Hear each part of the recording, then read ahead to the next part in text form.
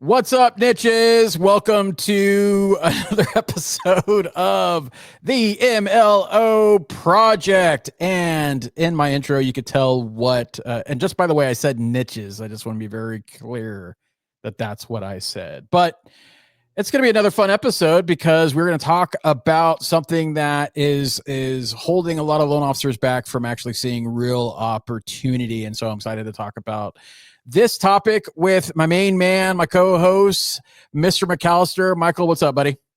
What's up, man? How we doing? We're doing great. How you doing? Good. I'm doing great. I missed you last week. I'm excited to be back. I'm excited for you to be back. It was I guess, yeah, because I was gone. I was gone. You were here. I was gone. But yep, we're rectifying that today. We're back. And guys, we're on YouTube now. Kind of like we have episodes on YouTube, and so we're backfilling all the episodes that we've done, and that's going to be on YouTube. So you can actually watch this stuff. You can watch Michael struggle, and I mean struggle on camera with audio, with just a whole bunch of stuff. So profusely sweating, like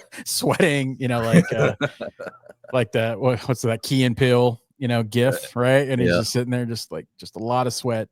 But guys, look, this is all about having fun, but also about delivering value. And this came up on a webinar topic that we had, and it wasn't the full topic, but it was a talking point because it's important. And what we're going to talk about is not being afraid of the niche or niche, however you want to talk about, however you want to pronounce it.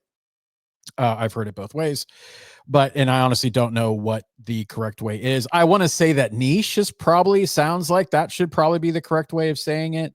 But I don't know. But niche is funnier sounding. So let's, I guess they're both kind of funny sounding. So what do you think, Michael? Niche or niche for this? I mean, I think riches in the niches doesn't quite roll off the tongue. That's true. That's true. I didn't think about that. So riches in the niches.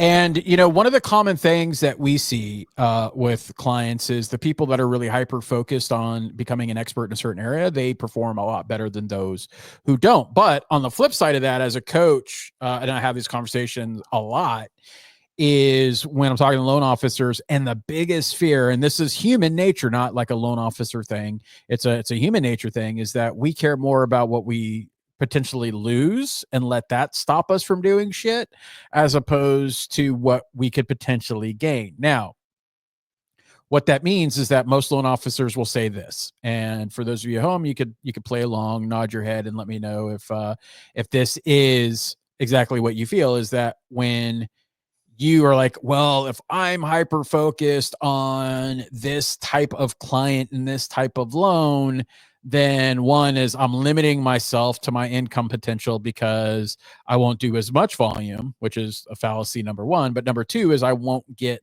business from the other areas of other different loan types and whatnot that I don't mind doing, but it's just not my core focus, which is fallacy number two. And so the problem is that the problem with that thought is that every single loan officer without freaking fail that I have talked to that has niched down in a certain topic, they've never regretted it. They've never regretted it. Not only that, I know people that only talk about one specific topic, and they don't talk about anything else. They don't post about anything else. They don't do videos. They don't do anything other about this one topic. But guess what? 75% of their business is that one loan, and they still do 25% of other stuff. So they continue to do other types of business, even though they market towards that one. So that's what we're talking about today, is not to be afraid of the niche. And honestly, that is your greatest opportunity for a lot of different reasons. But Michael, what is your view and perspective on the niche? What I thought about was Braden's talk at TAG. Oh, 100%. Yeah. Where Braden said something in there, and it was just a small piece of what he was talking about on stage, but what he said people want to work with experts, and they don't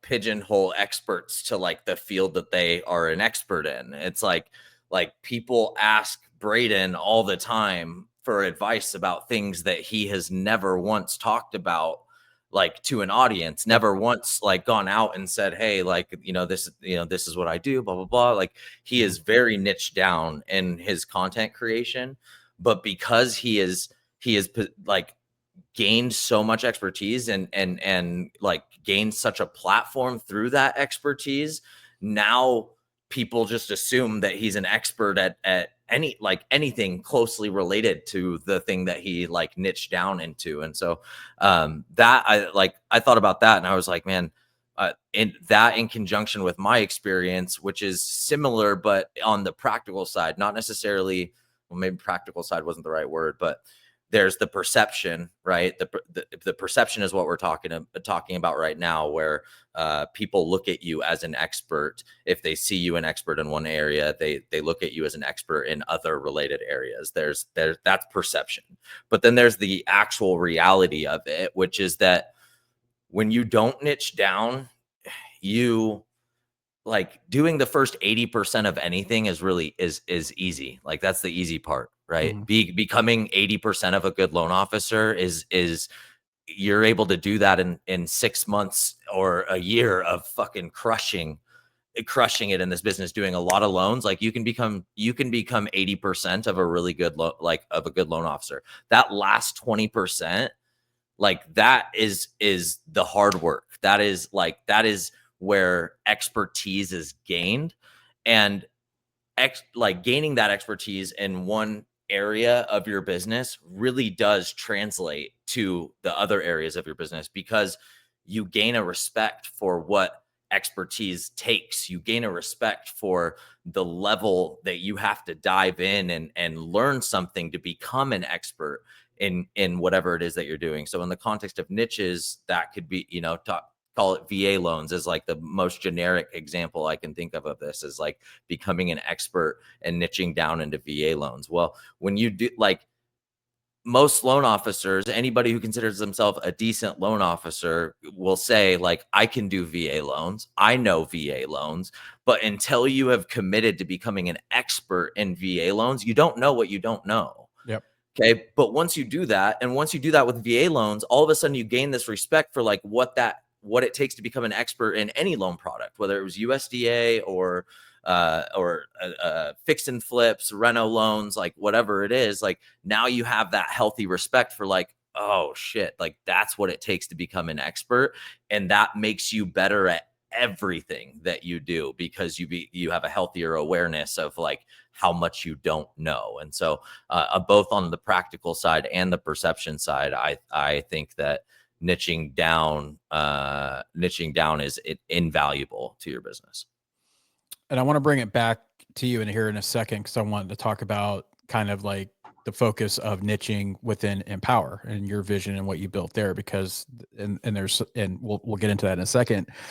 But when you reference Braden's talk, which was great, and it's on, we'll put it in the show notes. I want to say that EPM put that on YouTube, his entire talk on YouTube. It's worth listening to, right? Like it's absolutely worth listening to as an originator, because it's no joke, right? Like his following's no joke. But one thing that Braden talked about, and Michael touched on this, is becoming an once you become are perceived as an expert, then that shit kind of like it just goes into other areas, right? So for example, for me, if people are thinking about like my expertise, the first thing they're probably going to think about is like marketing, growth, marketing probably number one, right? And then the other things just kind of fall in line. Now, because I've done so many things in this industry and different roles and different companies and stuff like that, and all different levels, that I have a lot of people coming to me and they're like, hey, I know this isn't, and I get that all the time, is like, hey, I know this isn't like your focus, but I was wondering if you could, and it's because, and they say like, it's because, hey, I look at you as an expert in the industry. I look at you as, like a leader. I look at as you as someone that will shoot me straight or be honest. And so all of those from a brand standpoint, like, are great to hear, that people trust me, that they value my opinion, and they feel like they could talk to me without it, getting out to, to everybody. And I get that all the time. And none of that has anything, some of these questions have zilch to do with like my role as a marketer, strategist, growth, or even a coach, right? A lot of it just has to do like, hey, I know you ran a mortgage company one time, like these are the things like I've dealt with shit that's nowhere near like my wheelhouse or what I would consider myself an expert. Do I have experience in it? Sure. Am I an expert? By no means. Like I could talk to people about secondary and capital markets. Am I a friggin' expert in that? Absolutely not. I would never be like, yeah, let me be on a panel or some, no, not at all. Right. But I could at least speak intelligently about it because I understand the dynamics and how it plays into a lot of different things.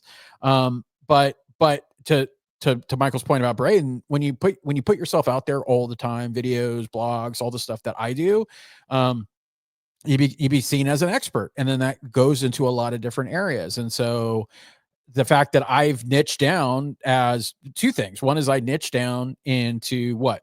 The wholesale side and brokers. I've also niched down into really just focusing on marketing and growth. To me, they're flip side of the same coin. So to me, they're one and the same strategy, same thing. I think it's all inclusive.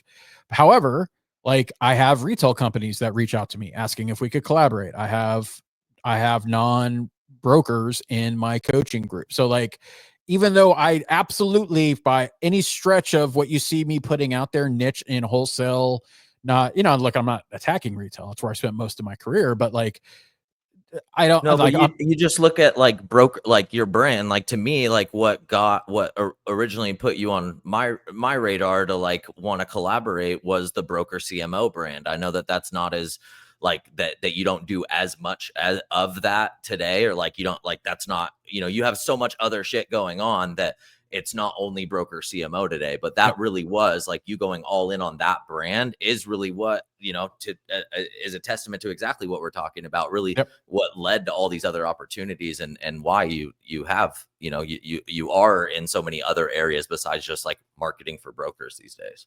Yeah. And that's it. Just it proves everything that we're talking about. And then now to flip it back to Michael so when you look at marketing companies or even CRM companies to in our industry, especially when it comes to lead generation. And so it would have been easy for Empower LO, and maybe it kind of started that way. And so I want you to take us through kind of like that niche journey, because I think I think now again I could be wrong. And then we've talked about this before offline. It's just like what I perceived Empower LO to be from the outside in the beginning as like just another Me Too offering of lead generation, as opposed to what I feel it is today, right? And maybe that's been a switch, or maybe that's the way it's always been.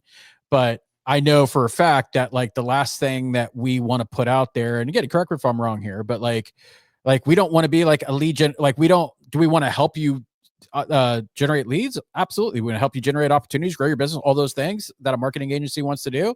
Sure. But we want to do a lot more than that. But like, we don't want to be known as like a lead generation company. Right. And so I know a lot of other companies have fallen into that trap, and it's because they're trying to be everything to everyone. That's not what we're trying to do. So take us through like maybe it was conscious, maybe it was just something that you're like, look, I just want to switch it up, or maybe it's not hitting, but like take me through the journey of like Empower LO lead being leapt into a lead generation, being lumped in with just another CRM offering, as opposed to like really what we niche down in. Yeah, we started out as Empower Funnels, and when we started, like we were never I was never conscious. I never consciously made the decision like, oh, I need to niche down because niching down is important. Like like there were closely tied decisions that are along those lines, but I never said like, hey, I'm not niche down enough, I need to niche down more. It just kind of happened. The original vision, we started Empower, and it was the Google Ads management essentially, and like a system of managing Google Ads, automated follow-up, and sales coaching, all kind of bundled together to help loan officers close more loans. Well, the closest parallel that I drew at the time to a business that was like scalable and marketable was like a boom town or a Commissions Inc. or something like that. Like we didn't have the software platform, but if we added the software platform, that's basically what we were, is like these IDX real estate companies or whatever. And so that was our first kind of niche decision, was like, hey, we want to be that, but we want to do that in the mortgage industry. There's nothing else like that. That was in 2018, like months after starting Empower, that we originally got that vision. Now actually getting there, I mean, like High Level wasn't in the picture at the time, and so we were using a bunch of different softwares, thought we were going to develop our own, and blah blah blah. And so that's where we kind of went off the rails. And yeah, at that point we're only a lead generation company. And we ultimately, I'll be honest with you, like we decided that we needed to expand beyond being a mortgage lead generation company, because we felt like the opportunity for a mortgage lead generation company wasn't like where we wanted it to be, and it wasn't the business that we wanted to have. So we expanded into like, oh, we're a mortgage CRM now.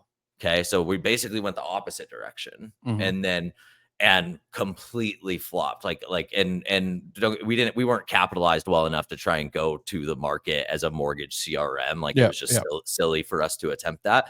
But to me, that's again another testament to like needing to niche down, because what did we do after that? We pulled back and we said, okay, here's the thing. Like, High Level freaking kicks ass. High Level is continuing to kick ass. High Level is going to continue to get better and better and better.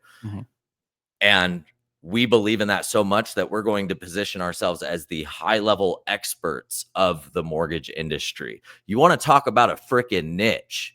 You want to talk about like that shit didn't exist. Like it's a category that didn't exist. That is like a niche of a niche, essentially, right? Like a mortgage CRM is technically a niche. Like the high level experts of the mortgage industry is a very, very niche like idea, and we have more opportunities outside of that niche than we could have ever dreamed of before today.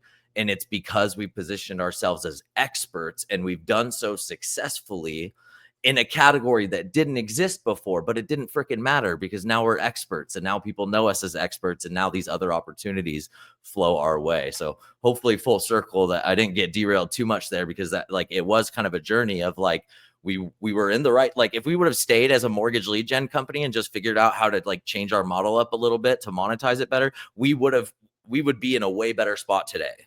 Then like, no regrets. I love my business more than I did back then, for sure. No regrets. But if we would have stayed in the mortgage lead generation niche and positioned ourselves as expert and held on to that, Alex at lead Hackers, like that's what he's doing right now, right? Is he's like positioning himself as the lead gen expert. And like we back then like could have rode that momentum and been right there having that in that same conversation today, or potentially like even above that.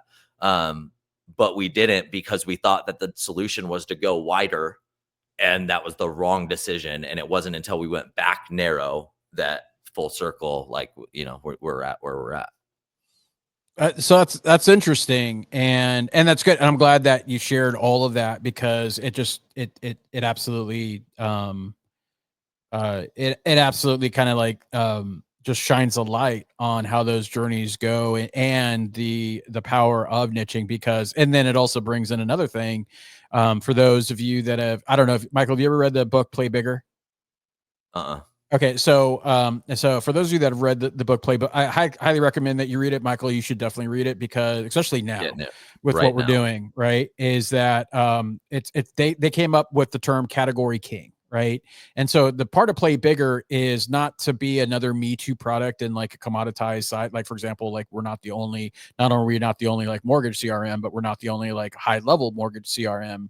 But what they talked about in Play Bigger was about creating a category, because when you create a category, you don't have to compete. Essentially, like, everyone has to try to come into your category that you created and compete with you. Right now, it doesn't mean that like you're not fallible. Like when you do it, for example, like look at taxis, in rideshare, right? Like they were the category kings until they weren't. And so it's not something that you do that once and then you're good. But the point is that people have to come in to compete with you, and you own that narrative because it's your category. Right. And so when people talk about that, so for example, like our category is we are the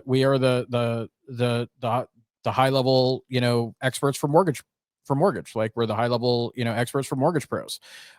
We are the high level mortgage, for mortgage pros. So like all three of those things are like, that's what we are. And now, do we have a platform? Do we have services? Do we have other things that come along with that, like lead generation? Sure. Right. But ultimately, we are the high level experts. And what that's gone into is that we have people reach out to us, other organizations, people that are with high level with other agencies reach out to us because they're either not getting what they need from there, or that agency isn't equipped to help with some of that. And again, it's no shade on them. It's just because that they have a niche focus on what they want to do with their CRMs. Like some people have the high level CRM, but they focus zero time on actually like making high level like the best platform for their clients. They make it the best platform for the service that they're providing their clients, right? And so we've gone the opposite, is like, hey, high level is the hub, is the platform. And then we don't go, like, for example, the webinar that I mentioned, like we could, like, could we decide that, hey, yeah, we're going to start running Facebook ads for loan officers? Absolutely. Could we tie that in? Could we come up with a service? Could we do all that stuff? Could we do that? 100%. But that takes us out of our niche. It takes us out of our core competency. And so instead, let's find someone that's awesome at that and partner up with them. Could we like train people how to use the CRM as a loan officer? Absolutely. Could we come up with a boot camp? Could we do all this other stuff? We could do all of those things, but is that our core competency? And does that keep us in it? No, it doesn't. So we partner with someone that did, like Ashley Corvell, right? That does that. And she's awesome at that. And again, you start seeing what we're doing. Do we still have lead generation? Yes, absolutely. We still do the Google. We still have the market. Like we have all of that stuff still. We have very happy clients that do that, but we're not like out there saying like we're a lead generation company, but you can absolutely do our lead generation service. And the same goes with like creating content and all that other stuff. It's how Michael and I, partnered up. So same thing is that like we are going to be the best at the platform, at integrating with LOSs like Arrive, right? And lending. We're going to be the best at working with the shops that really have invested in making sure that CRMs and that marketing stack is the best it can be to serve their growth. And so we're going to be the experts at all of that. And I can tell you, as someone that's built high level from the ground up 3 different times, 3 separate organizations, someone that's consulted on with like the content and all that other stuff, someone that's worked with other agencies, I could tell you hands down, and is this self-serving? 100%. Am I biased? 1,000%. But I could tell you hands down, doesn't mean that I'm not wrong. Doesn't mean that I'm lying, but like hands down, like no one's a bigger nerd at high level than Michael, right? Like, like it's not right. And sometimes it's frustrating. I was waiting for this like super like freaking bathed in compliments about Empower or something. And it's like nobody is a bigger loser. No one is a bigger freaking mama's basement loser coding. No, it's that, but it's to me, it's a compliment, right? Is that like, cause I'm a geek, I'm a nerd when it comes to like marketing, right? So like, but there's no one that invests more in it. And I'll tell you, like, cause like, I feel I'm pretty good at a lot of stuff, but then like, when it's like high level, like it takes me forever to figure something out compared to like Michael's like, click, this, that's that, boom, done. Right. And so my point is that the niche, and the moniker of being the experts and owning the category of high level for mortgage is something that's well earned, right? And that's why we have people coming. We have other people that aren't even loan officers, right? We have other companies and coaches and other people come to us because they want to use high level and they know that no one's better at that than us, right? And so, guys, I don't want to get off too off of this becoming about us, but the whole point of me saying this is that I think we're a little late for that. Well, yeah, we're like 4 minutes in to that, maybe, not with counting what you were talking about. I'm here for it. But hey, it's sponsored by Empower LO. So what do you expect? Yeah. But it doesn't take away from the whole point of why niching is important. It doesn't take away from why you want your own category, because as a loan officer, you got to understand is that you are in the sea of sameness. You are a commodity. You're in a commoditized industry. right? And most loan officers are commodities, meaning like if I go into a town with 5 different lenders, right? Just for sake of argument, can every one of those lenders help me with the first time home buying purchase? Absolutely. Can every one of those lenders help me with a refi? Absolutely. Can every one of those lenders help me with a govy loan, a conventional? Like we're all selling the same shit. So it's like, even in that, you could still niche down in other areas. And so that's what a lot of people don't understand. And so bringing this full circle and landing the plane is saying this, is that the niche necessarily doesn't have to be in a product. It could be a way that you show up and how you handle your business as comparable to other people, because we all know that coffee is a commodity, yet you have some coffee shops that kill it, some coffee shops that suck, right? Same thing applies here with this. And so the point is that when you decide who you are, who you want to do business with, and be focused on that and becoming that expert, that is something that everyone else has to end up playing catch up to you and not the other way around. Yeah, and it's magnetic, like we were talking about earlier. Like that expertise is magnetic, regardless of whether or not the expertise is directly aligned with the needs of the people that are reaching out to you. It's just like Frazier was talking about. We get all these outside opportunities flowing through us. We refer out a lot of opportunities, but at any point we could decide like we do want to go into this, like if we're big enough to warrant something like that. And the point is like it's going to be on the same thing in the mortgage world. Like we did the webinar on webinars this week, and we talked about how like your niche could be that you are like the webinar LO, like know everything there is to know about webinar. Like you don't think that that's going to translate to freaking business for you, like not even a loan program. You are the expert on webinars. If you don't think that that'll translate into a successful mortgage business, then you don't have very good vision, and you should just listen to us and do what we say. But yeah, so that's what I want to wrap up with is pointing to the examples as we just kind of riffed on this. Like we go back to the beginning and what we said, and like our riffs just proved exactly what we said in the beginning, which is expertise in a niched area translates to every other area of your business. 100%. All right, my friends. Well, I hope you enjoyed this episode about this. And here's the thing: as you listen to us talk about this stuff, whether it's this episode or any other, I implore you to do something, right? To take one takeaway and start looking at it for your business. If you feel that you are in that, some of you are be like, look, I'm happy, I'm good, I'm doing the loans that I want to do, I'm good, it's just good knowledge, I like listening to you guys, riff, or like listening to you guys for whatever.